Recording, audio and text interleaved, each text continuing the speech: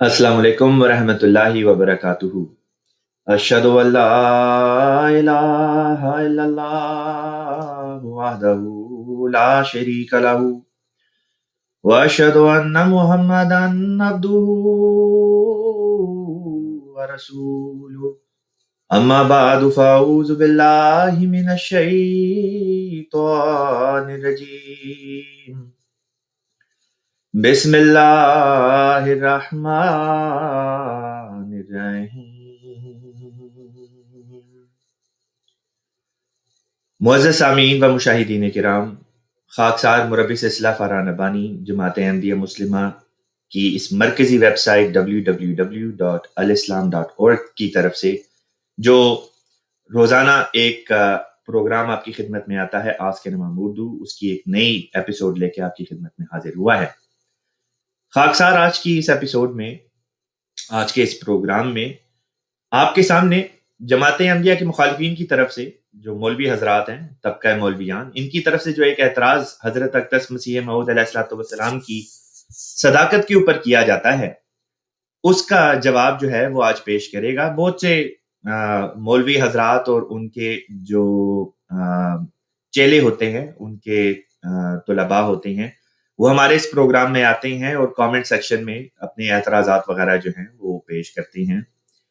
सवालात के रंग में वो पेश करते हैं या एतराज़ के रंग में पेश करते हैं। बहरहाल जब हम उनका जवाब देते हैं तो अक्सर उनमें से सुनते नहीं हैं, भाग जाते हैं। बहरहाल हमारा काम तो ये है कि चूंकि एक सवाल पेश किया गया, उसका जवाब देना हम पर फर्ज है। लिहाजा इसी ज़िमन में एक जो चंद दिन पहले एक एतराज़ 2-3 दफ़ा हमारे एक प्रोग्राम में पेश किया गया। प्रोग्राम के चूंकि आखिर में वो सवाल पेश करते थे, हमारे पास वक्त नहीं था होता कि उनके सवाल का हम जवाब दे सकते। लिहाजा आज का ये प्रोग्राम खास तौर पे उनके इस एतराज़ और सवाल के ऊपर होगा जो वो सदाकत मसीह मऊद अलैहिस्सलाम से मुतल्लिक करते हैं।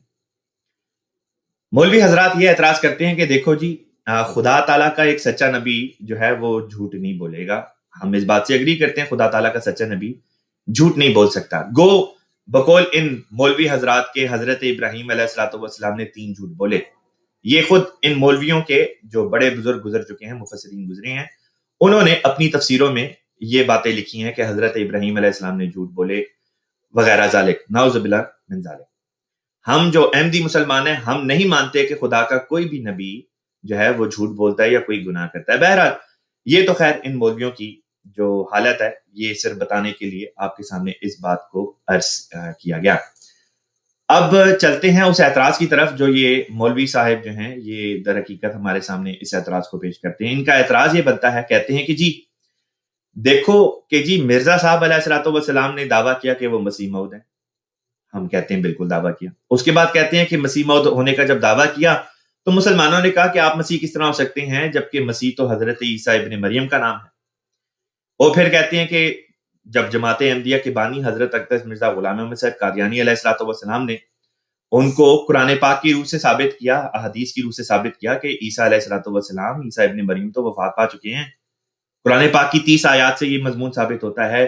कई सही अहादीस है जिनसे ये बात साबित होती है कि ईसा अलैहिस्सलाम वफ़ात पा चुके हैं।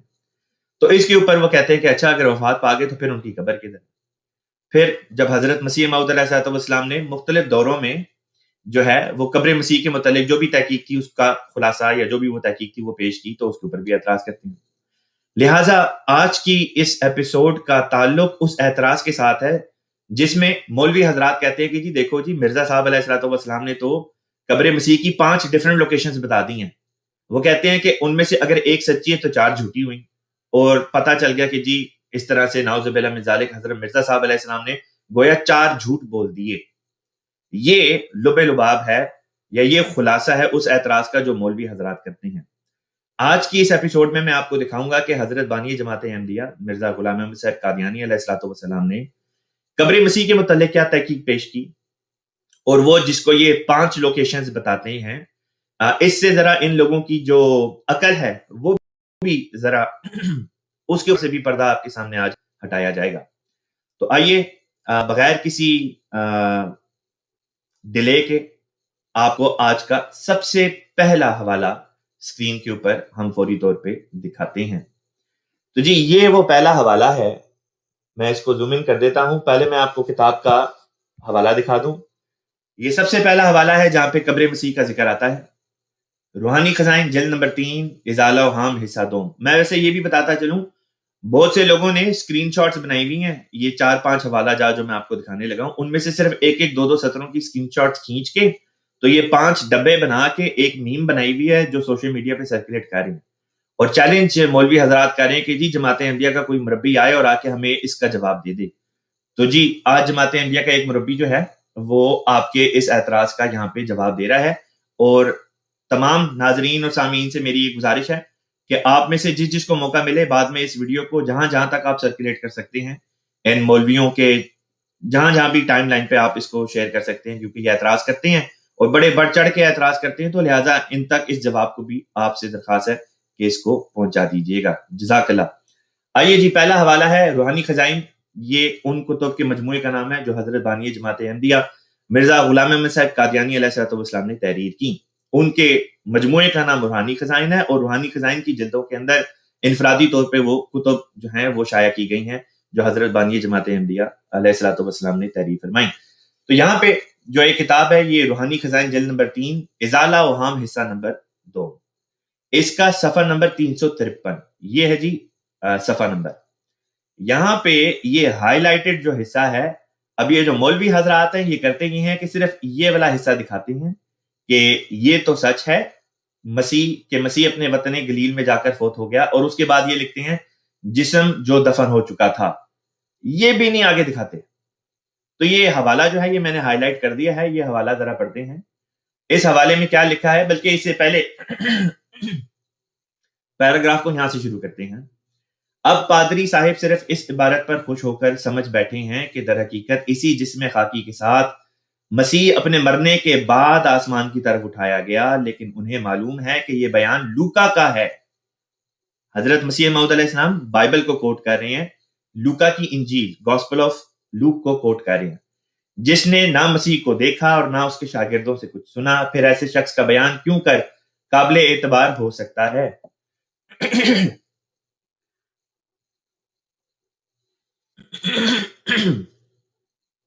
ایسے شخص کا بیان کیوں کر قابل اعتبار ہو سکتا ہے جو شہادت رویت نہیں اور نہ کسی دیکھنے والے کے نام کا اس میں حوالہ ہے. ماں سوا اس کے یہ بیان سراسر غلط فہمی سے بھرا ہوا ہے.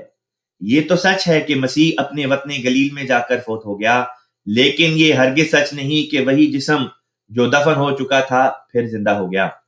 اس حوالے کو کوٹ کر کے یہ جو مولوی حضرات ہیں وہ کہتے ہیں کہ جی دیکھو جی مرزا صاحب علیہ السلام نے تو یہ دعویٰ کیا ہے کہ عیسیٰ علیہ السلام جو ہیں وہ گلیل میں اپنے وطن گلیل میں فوت ہوئے.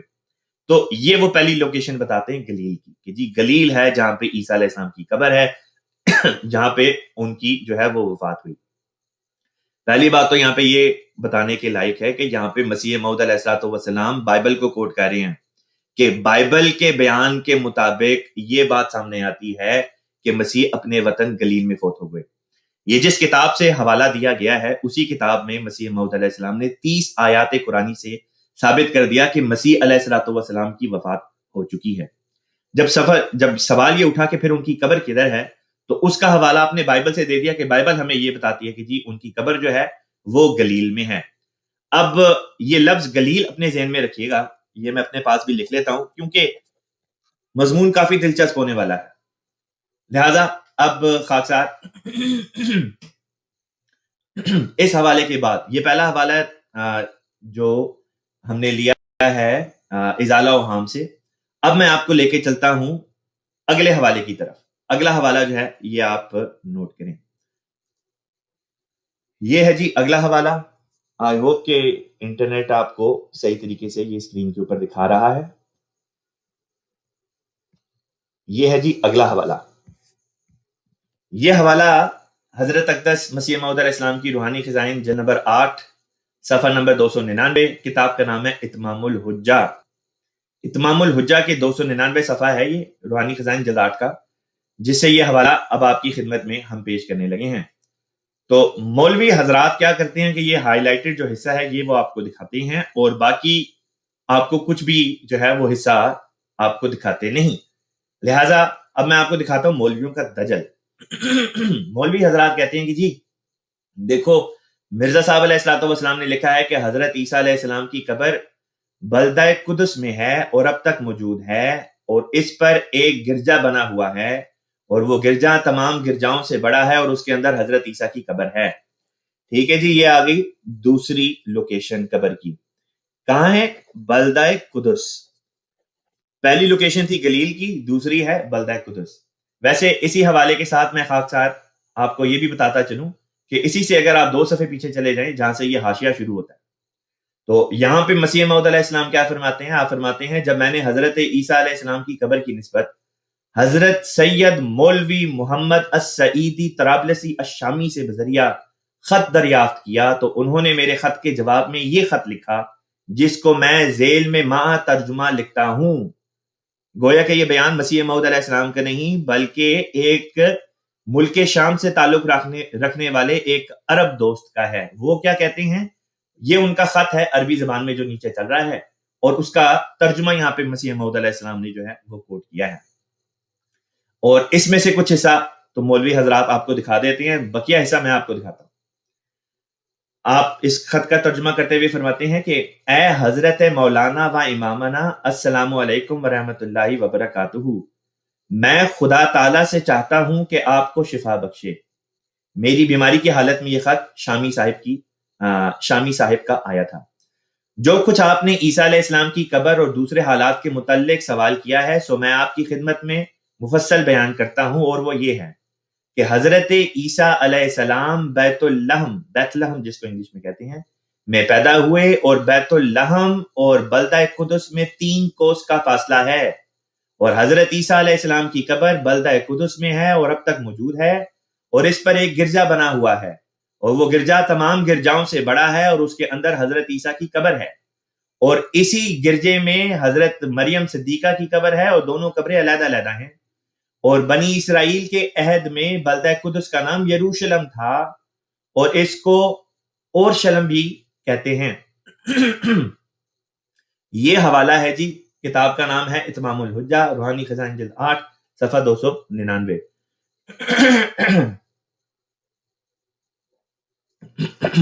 تو یہ تھی جی دوسری لوکیشن, ٹھیک ہے, جہاں پہ بلدہ قدس کا ذکر آتا ہے, اور بلدہ قدس کا ہی جو نام ہے وہ یروشلم بھی ہے, یعنی جیروسلم.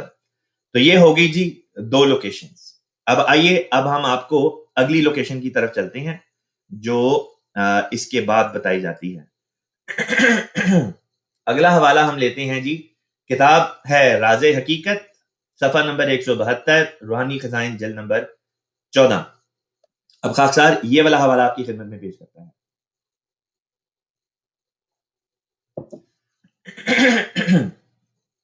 حضرت اقدس مسیح موعود علیہ الصلوۃ والسلام تعریف فرماتے ہیں خدا تعالیٰ کے فضل اور کرم سے مخالفوں کو ذلیل کرنے کے لیے اور اس راکم کی سچائی کو ظاہر کرنے کے لیے یہ بات ثابت ہو گئی ہے کہ جو سری نگر میں محلہ خان یار میں یوز آصف کے نام سے قبر موجود ہے وہ در حقیقت بلا شک و شبہ حضرت عیسیٰ علیہ السلام کی قبر ہے.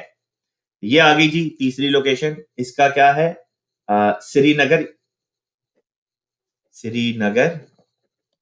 محلہ خان یار کشمیر. ٹھیک ہے جی, یہ آ گئی تیسری لوکیشن. اب اس کے بعد ہم ایک اور حوالہ لیتے ہیں آپ کے لیے. یہ آتا ہے جی مسیح ہندوستان میں. یہ حوالہ آیا ہے مسیح ہندوستان, کتاب کا نام ہے, صفحہ نمبر ہے 14, روحانی خزائن جلد نمبر 15. تو یہ پھر میں آپ کو دکھاتا ہوں جو یہ مولوی حضرات آپ کو حوالہ تو دکھاتے ہیں وہ بھی آدھا, پورا حوالہ آپ کو کبھی بھی نہیں دکھائیں گے. پورا حوالہ دکھاتے ہیں تو ان کا دجل سامنے آ جاتا ہے, جھوٹ سامنے آ جاتا ہے, لہذا وہ پورا حوالہ آپ کو کبھی بھی نہیں دکھائیں گے.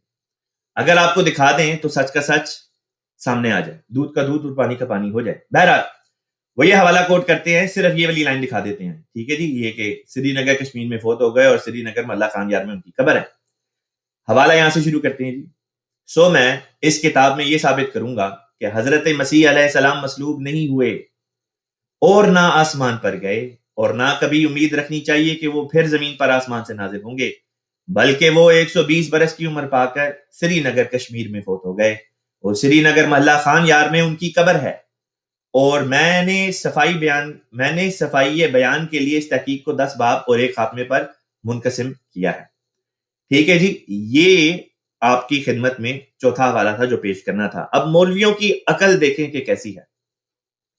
میرے سامنے جو انہوں نے میم بنائی ہوئی ہے مولویوں نے، وہ میرے سامنے اس وقت میرے فون پہ موجود ہے، اور اس میں 5 حوالے انہوں نے کوٹ کیے ہیں۔ 2 حوالے ایک ہی کتاب کے ہیں، اتمام الحجہ کے، گویا کہ یہ حوالہ یہ امپریشن دینا چاہتے ہیں کہ یہ 2 مختلف جو ہیں وہ قبریں ہیں۔ مثلا ایک حوالہ جو یہاں پہ خاک صاحب نے آپ کو اتمام الحجہ کا دکھایا تھا، یہ والا حوالہ جو ہے، تو اتمام الحجہ ہی کی کتاب کے ایک اور صفحے پہ چند صفحات پیچھے چلتے ہیں، ٹھیک ہے جی، یہاں پہ یہ ایک اگلا حوالہ کہتے ہیں کہ جی لطف تو یہ کہ حضرت عیسیٰ کی بھی بلاد شام میں قبر موجود ہے۔ ٹھیک ہے جی، یہ آ گیا جی چوتھی لوکیشن، بلاد شام۔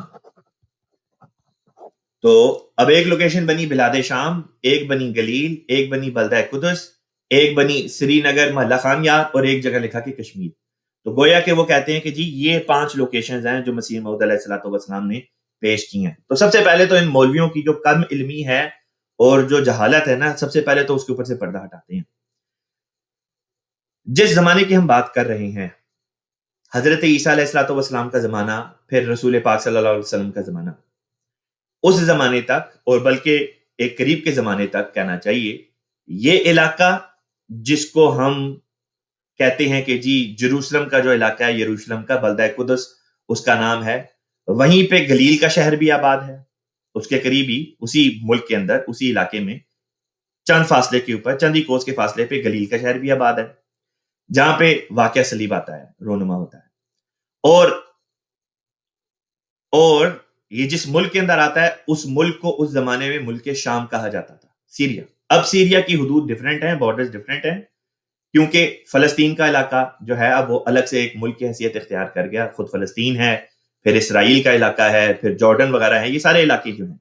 ایک زمانہ تھا کہ جب یہ تمام تر علاقہ ایک ہی جو کہنا چاہیے کہ ملک کہلاتا تھا، سیریا۔ اگر آپ اب بھی اینشنٹ میپس اگر کھولیں، میرے فون میں ہے لیکن میں اس کو اس طرح سے آپ کے سامنے لے کے نہیں آ سکتا، فون کے اوپر سے میں ڈائریکٹ کنیکٹ نہیں کر سکتا، لیکن آپ گوگل پہ جا کے اگر لکھتے ہیں اینشنٹ میپ آف سیریا، تو اس کے اندر آپ کو جروسلم کا علاقہ دکھائی دیتا ہے۔ پتہ کیا چلا کہ جی جس زمانے کی بات ہو رہی ہے، اس زمانے میں اگر کہا جائے ملک شام، یا کہا جائے گلیل، یا کہا جائے بلدہ قدس، تو ان تینوں چیزوں سے مراد ایک ہی ہے، کیونکہ ملک شام ملک کا نام ہو گیا، بلدہ قدس بڑے شہر کا نام ہو گیا، اور اسی کے ساتھ گلیل کا شہر آباد ہے۔ تو مسیح موعود علیہ السلام نے یہاں پہ 3 ڈیفرنٹ لوکیشنز نہیں بتائیں، ایک ہی لوکیشن کے حالات بیان کیے، اور بیان بھی کیے بائبل کے مطابق، کہ بائبل کے مطابق کیا بات ہے جو ہمارے سامنے آتی ہے۔ پھر ایک بات جو یہاں پہ بیان کرنے سے رہ گئی، وہ یہ تھی کہ ایک حوالہ ہے جس میں حضرت اقدس مسیح موعود علیہ السلام فرماتے ہیں کہ آن حضور صلی اللہ علیہ وسلم، یہ غالباً میں ابھی تھوڑی دیر میں یہ حوالہ آپ کی خدمت میں جو ہے یہ میں ابھی پیش کروں گا، جس میں آن حضور صلی اللہ علیہ وسلم کی ایک حدیث کا بھی حوالہ بہرحال بیچ میں آ جائے گا۔ تو یہ جو 3 لوکیشنز تھی، ملک شام، دوسرا حوالہ تھا گلیل، تیسرا حوالہ تھا بلدہ قدس یعنی یروشلم، تو ان تینوں سے مراد تو ایک ہی لوکیشن ہے۔ ٹھیک ہے، یہ بات یہاں پہ ہم نے ثابت کر دی، یہ 3 لوکیشنز نہیں، یہ ایک ہی لوکیشن۔ اب بات آتی ہے کہ جی 2 مزید لوکیشنز بتائیں، ایک جگہ بتایا سری نگر محلہ خان یار، دوسری جگہ بتایا کشمیر۔ تو یہ بھی مولویوں کی جہالت ہی ہے، سری نگر محلہ خان یار کشمیر کے اندر واقع ہے، جس طرح بلدہ قدس یا گلیل جو ہے ملک شام میں واقع تھا، اسی طریقے سے سری نگر محلہ خان یار کشمیر میں واقع ہے۔ یہ کوئی 2 الگ الگ لوکیشن حضرت مسیح موعود علیہ السلام نے سری نگر محلہ خان یار اور پھر کشمیر کہہ کے الگ الگ لوکیشن بیان نہیں کی، ایک ہی لوکیشن بیان کی جا رہی ہے۔ اس کی میں یہ مثال دے سکتا ہوں، اگر کہا جائے کہ جی جماعت احمدیہ کے جو دوسرے خلیفہ ہیں حضرت الحاج مولانا بشیر الدین محمود احمد صاحب رضی اللہ تعالیٰ عنہ، ان کی قبر جو ہے وہ پاکستان میں، پھر ایک جگہ کہا جائے کہ جی ان کی قبر جو ہے وہ پنجاب میں ہے، اور پھر ایک جگہ کہا جائے کہ جی ان کی قبر جو ہے وہ ڈسٹرکٹ چنیوٹ کے ساتھ آتی ہے، اور پھر اگر یہ کہا جائے کہ جی ان کی قبر جو ہے وہ در حقیقت ربا نامی ایک شہر میں، تو کیا یہ باتیں متضاد ہیں؟ کیا ان باتوں میں تضاد پایا جاتا ہے؟ ہرگز نہیں. یہ تمام باتیں ایک ہی لوکیشن کی طرف اشارہ کرتی ہیں. ایک میں ملک کا ذکر ہے، ایک میں صوبے کا ذکر ہے، ایک میں ڈسٹرکٹ کا ذکر ہے، ایک میں شہر کا ذکر ہے. اب رہ گیا صرف ایک سوال. وہ سوال یہ تھا کہ مسیح موعود علیہ الصلوۃ والسلام نے کم از کم یہ تو ثابت ہو گیا نا کہ دو مختلف لوکیشنز بیان ہوگی، ایک ملک شام میں، ایک کشمیر میں. اب اس میں کس طرح سے تطابق کیا جائے، ان کو کس طرح سے ہم بیچ میں اگر بظاہر تضاد جو دکھائی دیتا ہے اس کو کس طرح سے دور کیا جائے. تو ہمیں خود کچھ کرنے کی ضرورت نہیں ہے. حضرت اقدس مسیح موعود علیہ الصلوۃ والسلام کی اپنی کتب میں آپ نے خود ہی اس بات کو حل کر دیا ہے. لہٰذا مسیح موعود علیہ الصلوۃ والسلام نے خود کیا فرمایا ہے، میں وہی آپ کے سامنے منو ان رکھ دیتا ہوں، پڑھ کے سنا دیتا ہوں. حوالہ ہے، کتاب کا نام ہے ست بچن، صفحہ نمبر 309، روحانی خزائن جلد نمبر 10. مولوی حضرات آپ کو یہ حوالہ نہیں دکھاتے، ٹھیک ہے جی؟ تو یہ حوالہ آپ دیکھ لیں.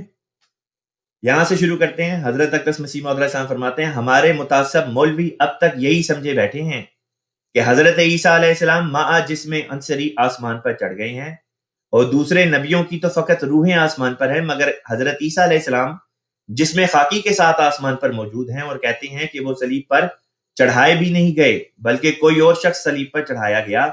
لیکن ان بیہودہ خیالات کے رد میں علاوہ ان ثبوتوں کے جو ہم ازالہ اوہام اور حمامت البشرا وغیرہ کتابوں میں دے چکے ہیں، ایک اور قوی ثبوت یہ ہے کہ صحیح بخاری صفحہ نمبر 339 میں یہ حدیث موجود ہے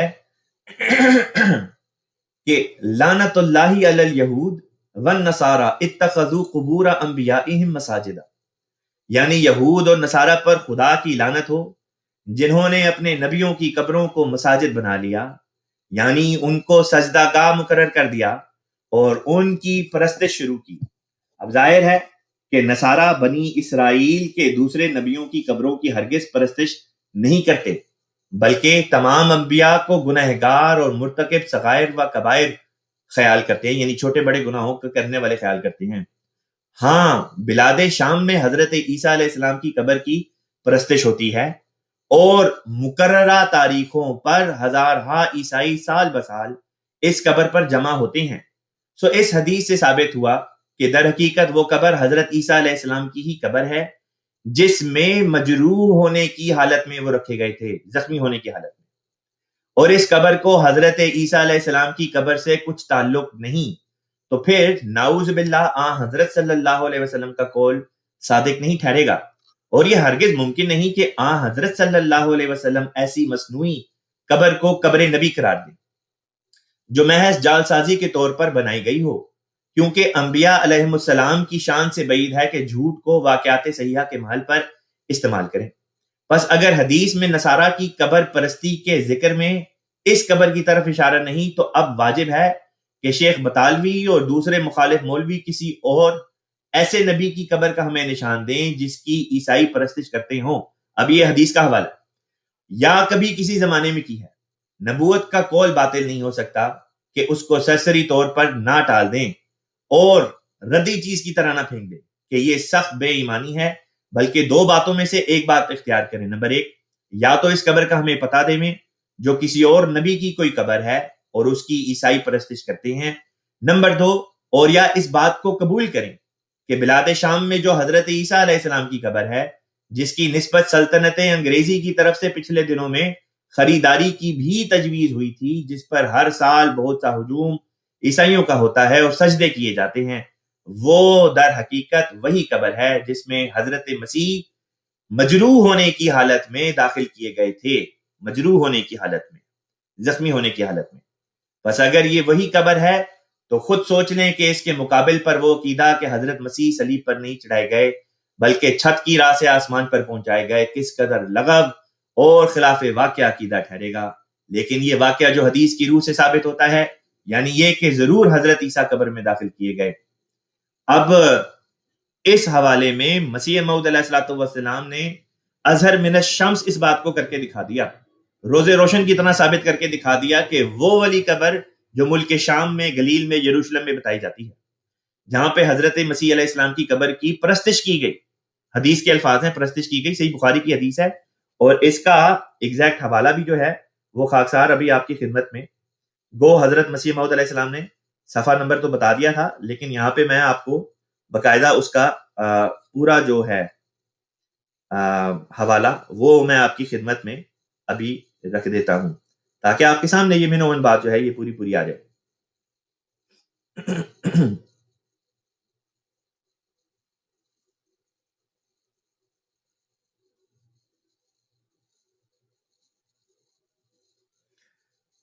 بخاری کا یہ جو حوالہ ہے خاکسار کے پاس یہ ایک جگہ لکھا ہوا موجود ہے. خاکسار اس کو ابھی نکال کے آپ کی خدمت میں ابھی اسی حوالے کو رکھ کے تو دکھا دیتا ہے کہ یہ حوالہ جو ہے صحیح بخاری میں کس مقام پہ آتا ہے. بہرحال میں ابھی تھوڑی دیر کے اندر یہ حوالہ آپ کے ساتھ اسکرین کے اوپر بھی شیئر کر دوں گا. خاکسار نے اس حوالے کو ٹویٹر کے ایک تھریڈ کے اوپر بھی جو ہے وہ شیئر کیا ہوا ہے اسی حدیث کے حوالے کو، جس میں صحیح بخاری کی جو موجودہ جلد ہے، جو باب ہے، جو حدیث نمبر بنتا ہے، وہ ساری ڈیٹیلز خاکسار آپ کے ساتھ شیئر کر دے گا. ہم بات کر رہے تھے کہ جی جو ملک شام والی قبر تھی اس کی کیا تطبیق بنتی ہے، تو یہ مسیح موعود علیہ السلام نے یہاں پہ یہ بات بیان کر دی. اب رہ گئی بات کہ یہ دو مختلف لوکیشنز کیوں تھیں. اس بارے میں حضرت مسیح موعود علیہ السلام کیا فرماتے ہیں یہ بھی سماعت فرمائیے. حضرت اقدس مسیح موعود علیہ السلام اپنی تحریرات میں روحانی خزائنی میں بیان کرتے ہیں. میں پڑھ کے یہ حوالہ آپ کو سنا دیتا ہوں. آپ بیان کرتے ہیں، حضرت مسیح اپنے ملک سے نکل گئے اور جیسا کہ بیان کیا گیا ہے کشمیر میں جا کر وفات پا گئے. کشمیر میں ان کی قبر موجود ہے. یوزارو و یتبرک بھی. ہاں، ہم نے کسی کتاب میں یہ بھی لکھا ہے کہ حضرت مسیح کی بلاد شام میں قبر ہے، مگر اب صحیح تحقیق ہمیں اس بات کے لکھنے کے لیے مجبور کرتی ہے کہ واقعی قبر وہی ہے جو کشمیر میں ہے، اور ملک شام کی قبر زندہ درگور کا نمونہ تھا جس سے وہ نکل آئے. زندہ درگور کا نمونہ یعنی زندہ تھے، گو مجروح تھے، زخمی تھے، بے ہوش تھے، اس حالت میں آپ کو اس قبر میں رکھا گیا یہ سمجھ کے کہ شاید آپ کی کہیں وفات نہ ہو گئی ہو. لیکن بہرحال آپ ریکور کر کے ہوش میں جب آئے تو اس جگہ سے ہجرت کر کے ملک ہندوستان کی طرف آپ ہجرت کر کے آگے. اسی ضمن میں مسیح موعود علیہ السلام آگے تعریف فرماتے ہیں کہ واقعی قبر وہی ہے جو کشمیر میں ہے، اور ملک شام کی قبر زندہ درگور کا نمونہ تھا جس سے وہ نکل آئے، اور جب تک وہ کشمیر میں زندہ رہے ایک اونچے پہاڑ کی چوٹی پر مقام کیا، گویا آسمان پر چڑھ گئے. حضرت مولوی نور الدین صاحب فرماتے ہیں کہ یسوع صاحب کی قبر جو یوز آصف کی قبر کر کے مشہور ہے، وہ جامع مسجد سے آتے ہوئے بائیں طرف واقع ہوتی ہے. جب ہم جامع مسجد سے اس مکان میں جائیں جہاں شیخ عبد القادر رضی اللہ عنہ کے تبرکات ہیں، تو یہ قبر تھوڑی شمال کی جانب عین کوچے میں ملے گی. اس کوچے کا نام خانیار ہے، اور یہ اصل قدیم شہر سے قریباً 3 میل کے فاصلے پر ہے، جیسا کہ ڈاکٹر برنیئر نے لکھا ہے. تو یہ ہے جی حوالہ. میں ایک دفعہ دوبارہ اس کا یہ والا فقرہ پڑھ کے سنا دیتا ہوں. مسیح موعود علیہ السلام فرماتے ہیں، ہاں، ہم نے کسی کتاب میں یہ بھی لکھا ہے کہ حضرت مسیح کی بلاد شام میں قبر ہے، مگر اب صحیح تحقیق ہمیں اس بات کے لکھنے کے لیے مجبور کرتی ہے کہ واقعی قبر وہی ہے جو کشمیر میں ہے، اور ملک شام کی قبر زندہ درگور کا نمونہ تھا. تو یہ ہے جی حوالہ جات جس سے یہ بات ثابت ہوتی ہے کہ کس طرح پہ حضرت عیسیٰ علیہ السلام کی قبر کے متعلق حضرت بانی جماعت احمدیہ نے جو حوالہ جات دیے اس کو توڑ مروڑ کے غلط رنگ میں پیش کر کے مولوی حضرات آپ کے سامنے جھوٹ بولتے ہیں اور دھوکہ دینے کی کوشش کرتے ہیں. جیسا کہ مولوی حضرات کہتے تھے کہ جی 5 ڈیفرنٹ لوکیشنز ہیں، تو خاکسار نے ان لوگوں کا دجل، ان کی کم علمی، یہ سب چیزیں جو تھی آپ کے سامنے کھول کے رکھ دیں. اور حقیقت کیا تھی؟ صداقت مسیح موعود علیہ السلام اس کے ذریعے سے آج آپ کی خدمت میں ثابت کر کے رکھ دی. یہیں پہ آج کا جو پروگرام کا پہلا حصہ تھا وہ ختم ہوتا ہے. اب ہم پروگرام کے دوسرے حصے کی طرف چلتے ہیں، جس میں آپ کی طرف سے موصول ہونے والے پیغامات اور سوالات جو ہیں ان کو ہم لیتے ہیں. تو شروع سے کرتے ہیں. آپ کے جو پیغامات ہمارے سامنے آ رہے ہیں، رفیع صفدر صاحب ہیں، صادقہ محمود صاحبہ ہیں، عائشہ خواجہ صاحبہ ہیں، بنیامین ازون ہیں، رابعہ صدیقہ ہے، اور بھی ڈھیر سارے دوست احباب ہیں جن کی طرف سے السلام علیکم ورحمۃ اللہ وبرکاتہ کا پیغام ہمیں موصول ہو گیا. آپ سب کی خدمت میں وعلیکم السلام ورحمۃ اللہ وبرکاتہ. چلیے سوال آیا ہے جی فضا خان صاحبہ کی طرف سے، کہتی ہیں کیا آپ ایوولوشن پہ بلیو کرتے ہیں؟ کیا احمدی مسلمان جو ہیں وہ ارتقاء کا جو موضوع ہے اس کے اوپر یقین رکھتے ہیں؟ بالکل رکھتے ہیں۔ قرآن پاک میں اللہ تعالیٰ نے شروعات ہی قرآن پاک کی جو سورہ الفاتحہ سے ہوتی ہے اس میں اللہ تعالیٰ کی اس صفت سے مضمون کو شروع کیا، رب العالمین، کہ اللہ تعالیٰ رب ہے تمام جہانوں کا۔ اگر آپ عربی زبان میں رب کا مطلب جا کے دیکھیں کہ عربی ڈکشنری میں رب کا مطلب کیا ہے، تو رب کہتے ہیں جو ادنا درجے سے اعلیٰ درجے کی طرف لے کے جائے۔ اسی کا نام ایوولوشن ہے، اسی کا نام ارتقاء ہے۔ اس ارتقاء کو جس کو گائیڈڈ ایوولوشن کہتے ہیں، اس کے ہم یقینی طور پہ اس کو مانتے ہیں، کیونکہ قرآن و حدیث سے بھی یہ بات ثابت ہوتی ہے اور سائنس بھی اس بات کو ثابت کرتی ہے۔ اگر تو ارتقاء سے مراد آپ کی ڈارون کی تھیوری آف ایوولوشن ہے تو اس کا ہم انکار کر دیتے ہیں، اس لیے کیونکہ اس تھیوری کے خلاف اب اتنے شواہد اکٹھے ہو گئے ہیں کہ بہت سے سائنسدان جو ہیں، ایک بہت بڑا طبقہ ان کا خود ڈارون کی تھیوری کو ریجیکٹ کرتا ہے۔ تو ڈارون کی تھیوری جو ایوولوشن کی ہے اس کو نہیں مانتے، لیکن ایوولوشن جو گائیڈڈ ایوولوشن ہے اس کا بہرحال قرآن جو ہے وہ اس بارے میں کئی باتیں جو ہے وہ پیش کرتا ہے۔ پیغام موصول ہوا ہے عطیہ راجپوت صاحبہ کی طرف سے۔ آپ کہتی ہیں کہ جی آپ کا پروگرام بہت اچھا ہے اور انفارمیٹیو ہے، میں اور میرے بچے بہت شوق سے آپ کا پروگرام دیکھتے ہیں، جزاک اللہ، دعا میں یاد رکھیں۔ جزاک اللہ جی آپ سب کا، آپ اس پروگرام کو دیکھتے بھی ہیں، پسند بھی کرتے ہیں، لیکن اس پروگرام کی اصل غرض یہ بھی ہے کہ ہم جو ہمارے غیر از جماعت بہن بھائی ہیں ان تک اس پروگرام کے ذریعے سے ہم جماعت احمدیہ کا پیغام پہنچانے والے ہوں، ان کے سوالات کے جواب دینے والے ہوں۔ تو جہاں جہاں آپ لوگوں کو موقع ملے آپ اس پروگرام کو ضرور ان تک بھی شیئر کریں، جو بھی آپ کا حلقہ احباب تبلیغ کا ہو یا غیر احمدی آپ کے رشتہ دار یا عزیز و اقارب یا آپ کے دوست وغیرہ ہوں، تو ان تک اس پروگرام کو ضرور پہنچائیں۔ سوال آیا ہے کہ کیا رات 12 بجے کا ٹائم ممنوع اوقات میں آتا ہے؟ نماز کے لحاظ سے رات کے 12 بجے کا وقت ممنوع اوقات میں نہیں آتا۔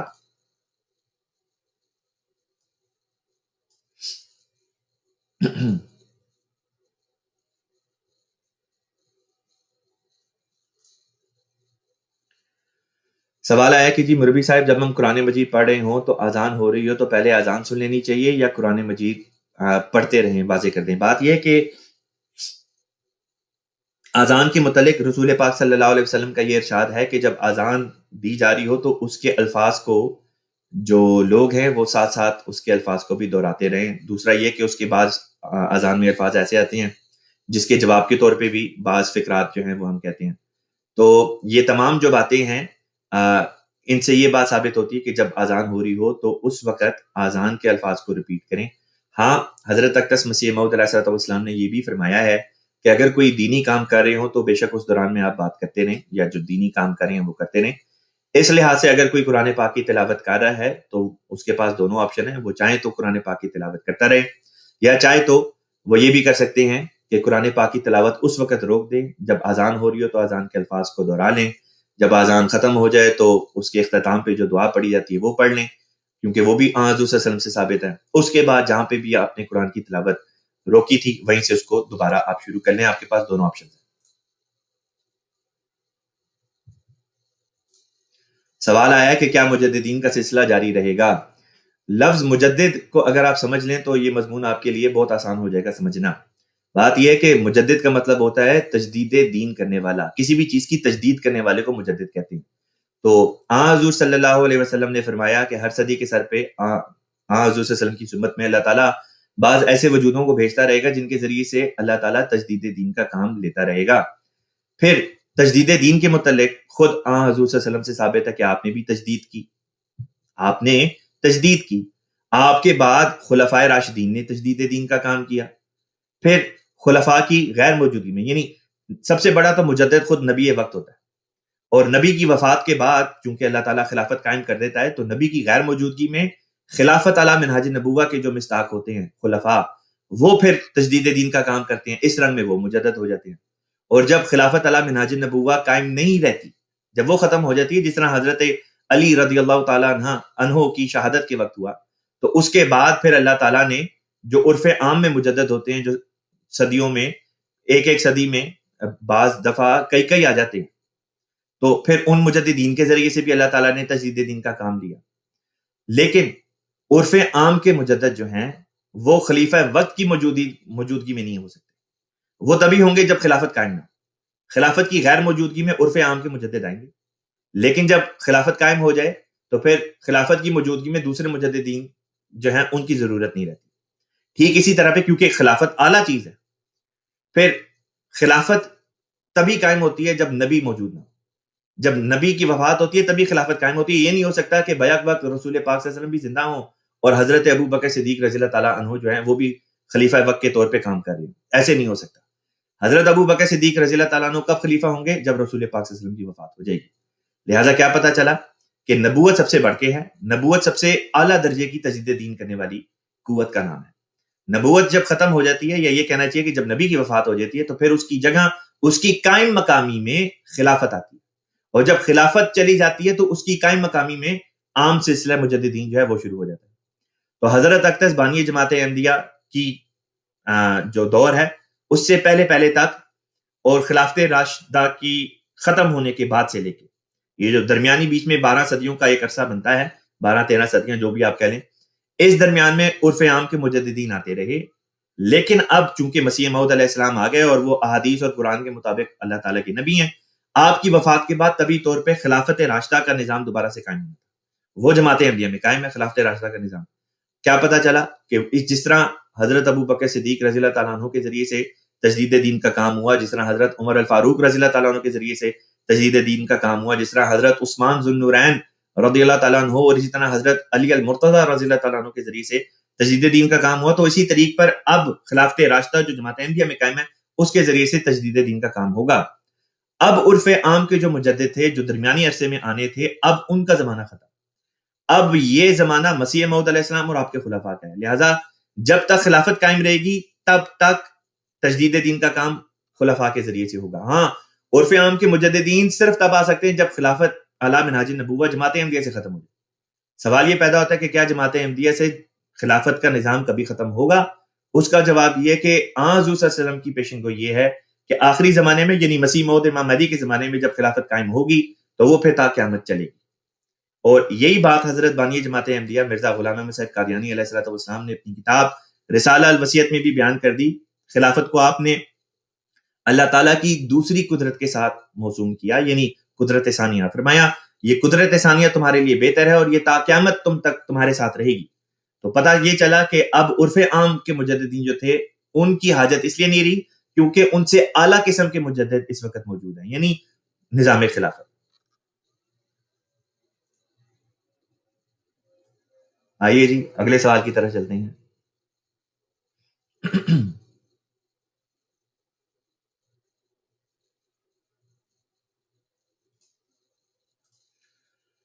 سوال آیا ہے عدنان صاحب کی طرف سے. آپ کہتے ہیں کہ جی my question is regarding نماز با جماعت. What to do if the imam quickly recites his prayer while you are not able to recite fully with the same pace? Should you leave the rest and go to رکوع اور سجدہ؟ آپ کہتے ہیں کہ جی اگر امام جلدی سے نماز با جماعت میں جلدی سے تلاوت کر کے رکوع میں چلا جاتا ہے یا سجدے میں چلا جاتا ہے اور ابھی آپ نے تلاوت اس کی پیچھے جو تھی وہ مکمل نہیں کی، تو آپ کو کیا کرنا چاہیے؟ یہاں پہ بنیادی طور پہ دو باتیں ذہن میں رکھنے والی ہیں. امام کے پیچھے آپ نے صرف سورہ فاتحہ پڑھ دینا. جو اونچی آواز میں تلاوت ہوتی ہے وہ آپ نے صرف سورہ فاتحہ کی کرنی ہے. امام تو اونچی آواز میں کرے گا، آپ نے ہلکی آواز میں، دھیمی آواز میں صرف سورہ فاتحہ کے الفاظ کو دہرانا ہے. باقی حصہ قرآن کا جو ہے وہ آپ نے صرف سننا ہے، آپ نے دہرانا نہیں ہے، صرف سننا ہے. تو جہاں پہ بھی امام رکوع میں چلا جاتا ہے یا سجدے میں چلا جاتا ہے آپ نے امام ہی کو فالو کرنا ہے. آپ نے اپنا نہیں الگ سے کوئی سسٹم کھول لینا، بلکہ امام کی ہی پیروی کرنی ہے. پھر بات آتی ہے کہ اگر وہ والی نمازیں مثلا ظہر یا عصر کی نماز ہے جس میں اونچی آواز میں تلاوت نہیں ہوتی، تو اس میں بھی جو ہے جہاں پہ بھی امام نے رکوع کر لیا یا سجدے میں چلا گیا آپ نے امام کی پیروی کرنی ہے، چاہے آپ کی تلاوت بیچ میں ہو یا آخر پہ بس ختم ہونے والی ہو. جہاں پہ بھی ہو، جہاں پہ امام نے اگلے اس میں وہ چلا گیا حصے میں نماز کے، آپ نے اس کی اتباع میں اس کے پیچھے پیچھے چلے جانا.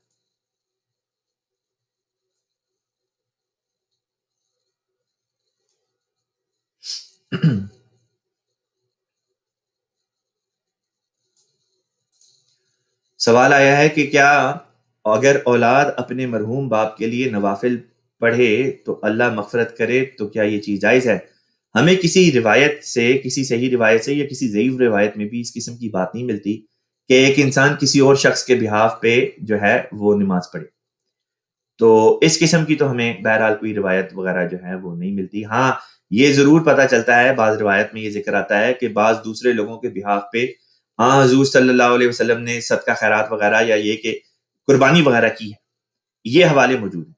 لیکن کسی اور کے بیاہ پہ نماز پڑھنا، اس کا حوالہ کوئی بھی ہمیں جو ہے وہ مل نہیں سکا. تو ہمیں بھی رسول پاک صلی اللہ علیہ وسلم کے اسوے کے مطابق، ان کی سنت کے مطابق عمل کرنا چاہیے. جو چیز حضور صلی اللہ علیہ وسلم کی سنت سے ثابت ہے اس کو پکڑ لیں، جو چیز آپ کی سنت سے ثابت نہیں اس کو چھوڑ دیں.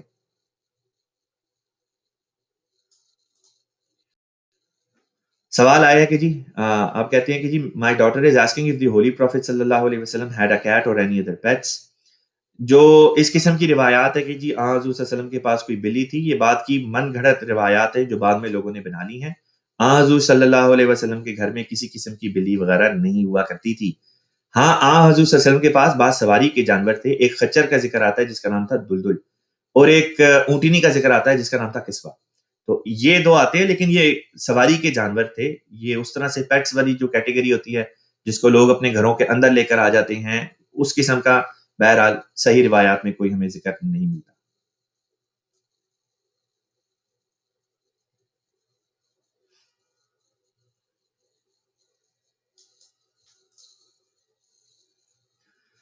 نبی صاحب کی طرف سے سوال آیا کہ جی نماز جنازہ میں تکبیر کے بعد کیا پڑھتے ہیں؟ تو جس طرح نماز میں عام طریق ہوتا ہے، آپ ثنا کرتے ہیں، آپ اس کے بعد سورہ فاتحہ بھی پڑھتے ہیں، پھر دوبارہ تکبیر کہتے ہیں، اس کے بعد آپ درود شریف پڑھتے ہیں جو نماز میں آتا ہے، پھر اس کے بعد دوبارہ تکبیر کہی جاتی ہے جس کے بعد آپ جو نماز جنازہ سے متعلقہ دعائے جنازہ ہے آپ وہ پڑھتے ہیں، پھر اس کے بعد آخری دفعہ چوتھی دفعہ جو ہے وہ تکبیر کہی جاتی ہے اور اس کے بعد پھر سلام پھیر دیا جاتا ہے.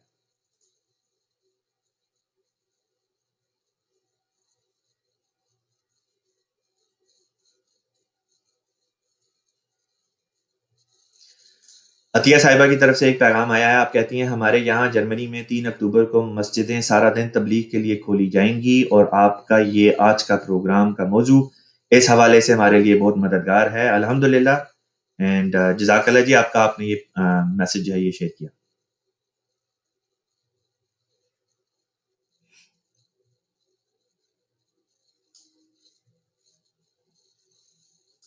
ایک اکاؤنٹ ہے، وہ کہتے ہیں کہ جی مربی صاحب یہ لوگ بغض میں ہمارے کامنٹ ڈیلیٹ کر دیتے ہیں.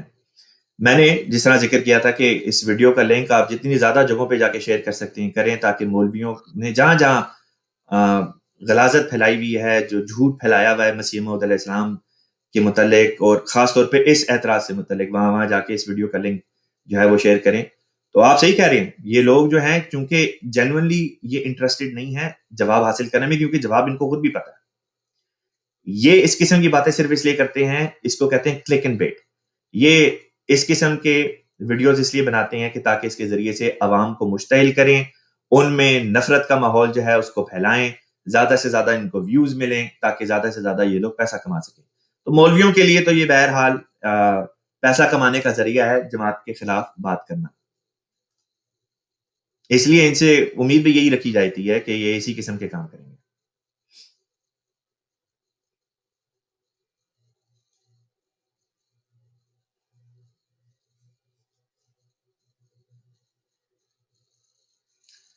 اچھا جی، کہتے ہیں کہ جی بائبل اور تورات میں فرق کیا ہے؟ تورات بائبل کی پہلی 5 کتابوں کا نام ہے. تورات حضرت موسیٰ علیہ الصلوۃ والسلام کے اوپر نازل ہوئی تھی. بائبل مجموعہ ہے ڈھیر ساری کتابوں کا، کوئی 55-56 سے اوپر کے لگ بھگ ان میں کل کتابیں آتی ہیں، جس میں ایک ہے جس کا ایک حصے کا نام ہے اولڈ ٹیسٹمنٹ یعنی عہد نامہ قدیم، اور دوسرے حصے کا نام ہے نیو ٹیسٹمنٹ یعنی عہد نامہ جدید.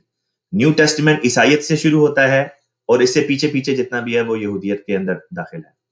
تو تورات جو ہے وہ اولڈ ٹیسٹمنٹ کی پہلی 5 کتابوں کا نام ہے. جب آپ عیسائیوں سے بات کرتے ہیں تو بائبل سے مراد old testament plus new testament ہوتا ہے، اور اگر یہودیوں سے بات کریں تو وہ چونکہ نیو ٹیسٹمنٹ کو نہیں مانتے، لہٰذا وہ صرف اولڈ ٹیسٹمنٹ والی کتابوں ہی کو بائبل کہتے ہیں اور وہ اس کو اولڈ ٹیسٹمنٹ نہیں کہتے.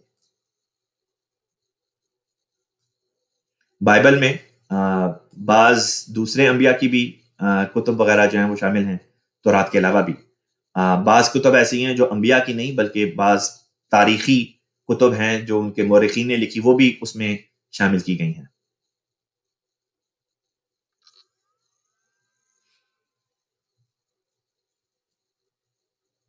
چلیں، یہ اگلا جو سوال تھا پرانا عہد نامہ نیا عہد نامہ، یہ بھی اس کا بھی جواب یہاں پہ آ گیا۔ ہم پروگرام کے اپنے آخری حصے میں ہیں۔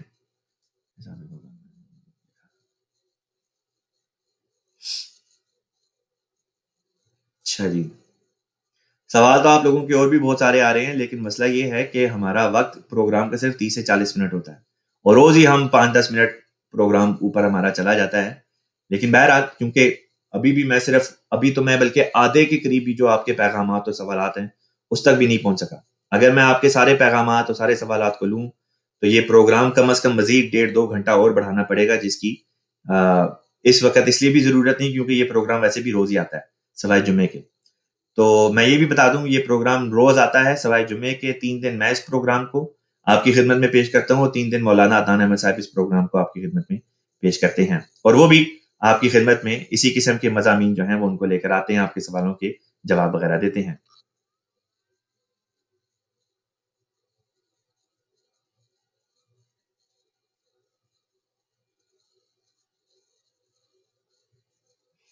اچھا جی، اور بھی کئی سوالات ہیں، لیکن جیسے کہ کہا کہ میرے لیے اس وقت ممکن نہیں کہ میں آپ کے سب سوالات کا اس طرح سے میں جواب دے سکوں وقت کی کمی کی وجہ سے۔ لہٰذا جن دوستوں کے سوالات آج کے پروگرام میں آنے سے رہ گئے ہیں، آپ ہمارا ای میل ایڈریس نوٹ کر لیں۔ یہ ہمارا لائیو پروگرام میں جو ای میل ایڈریس ہم شیئر کرتے ہیں، urduask@alislam.org۔ آپ کا سوال اگر رہ گیا ہے ہمیں بذریعہ ای میل بھیج دیں، انشاءاللہ تعالیٰ آپ کے سوال کا جواب بذریعہ ای میل دے دیں گے۔